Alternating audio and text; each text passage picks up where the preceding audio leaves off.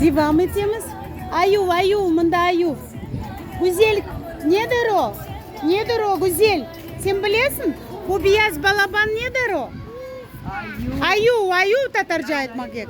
Ana tilimizde ayu öyle kızım. O bahçede mişka edeceğim. Babu bu. Bahçede mişka edeceğimiz.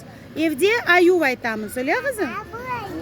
Ayu. Dur ayucuğun yanına dur, ben senin foto resmini çıkaracağım.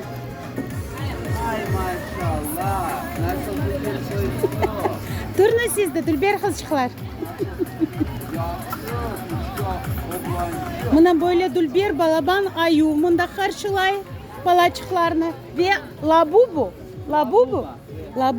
labuba da eken karşılay. Mında bir şeyler içmeyek mümkün. Yarın baban geldi, baban gelmedi. Babamızı bekleyemiz. Bu tarafta ise var bakınız batutlar. Ama biz bugün batutlara var mı acaba? Gerek mi?